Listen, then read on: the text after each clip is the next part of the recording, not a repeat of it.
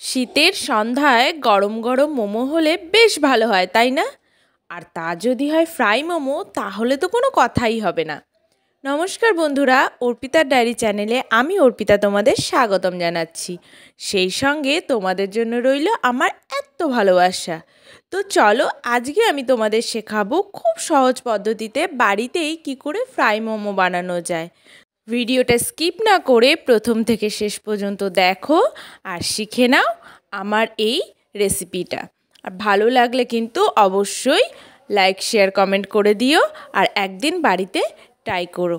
তো চলো, বেশি কথা না বাড়িয়ে শুরু করা যাক।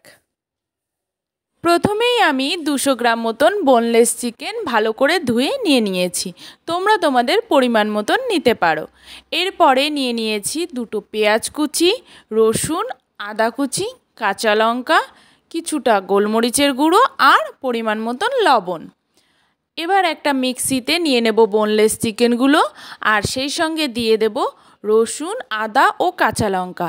বাড়িতে যদি মিক্সি না থাকে তাহলে চিকেনগুলোকে ছোট ছোট টুকরো করে কেটে নিতে হবে আর এই আদা, রসুন আর কাঁচা লঙ্কার একটা পেস্ট বানিয়ে নিতে হবে। তো আদা রসুনের পর আমি দিয়ে দিচ্ছি কাঁচা লঙ্কা। এরপর এই সব কিছুর একটা পেস্ট বানিয়ে নেব। দেখো, আমাদের পেস্ট রেডি হয়ে গেছে। এবার আমি একটা ফ্রাইং প্যান নিয়ে নেব এবং তাতে দিয়ে দেব কিছুটা পরিমাণ সাদা তেল। বাড়িতে কড়াইতেও তোমরা এটা করতে পারো। তেলটা গরম হয়ে আসলে আমরা দিয়ে দেব সেই পেঁয়াজ কুচিগুলি আর তারপরে আমরা একটু লাল লাল করে ভেজে নেব। ভাজা হয়ে গেলে আমরা তাতে দিয়ে দেব সেই চিকেন, আদা, রসুন আর কাঁচা লঙ্কার পেস্টটা। এবার আমরা খুব ভালো করে এটা নেড়ে চেড়ে নেব।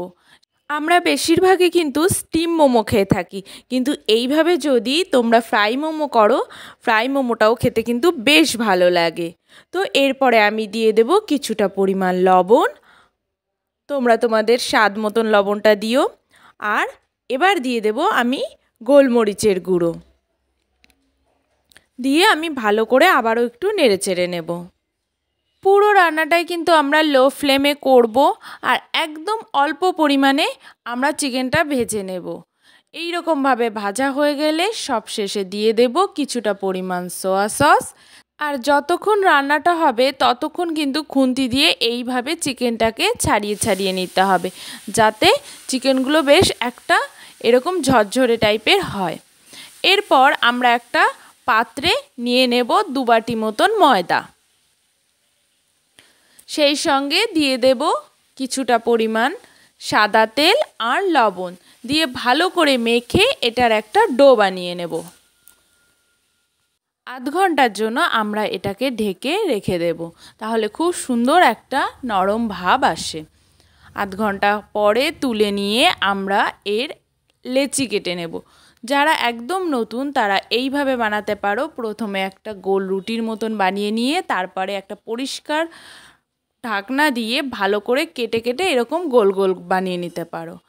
আর তা না হলে এইভাবে ছোট একটা ময়দার টুকরো নিয়ে এইভাবে ছোট ছোট করে লেচি বানিয়ে নিতে পারো। দুভাবেই বানাতে পারো, যার যেভাবে সুবিধা হবে সে সেইভাবে বানিয়ে নিও।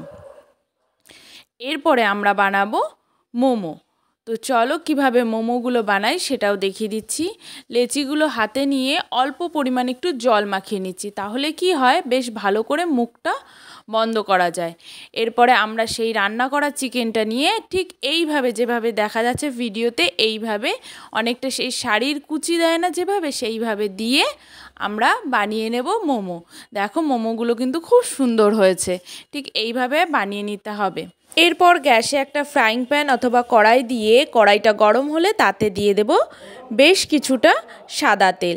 আমরা কিন্তু তেলের পরিমাণটা একটু বেশি দেব, কারণ যেহেতু এটা ফ্রাই মোমো, পুরো মোমোটাই আমরা এই তেলে ভাজবো, সেই জন্য তেলের পরিমাণটা একটু বেশি দিতে হবে। তেল গরম হয়ে গেলে আমি এক এক করে বেশ 4-5টা মতন মোমো এর ভেতরে দিয়ে দেব। দেখো, আমি এখানে বেশ কটা মোমো দিয়ে দিয়েছি। রান্নাটা কিন্তু আমরা একদম লো ফ্লেমে করব। আর একটা পাশ ভাজা হয়ে গেলে তারপরে আমরা খুন্তির সাহায্যে একটা একটা করে উল্টে দিয়ে যে অপোজিট সাইড মানে অপর পাশটা ভালো করে ভেজে নেব। আমি আবারও বলছি, একদম কিন্তু লো ফ্লেমে করব আর খুব আস্তে আস্তে আমরা ভেজে নেব।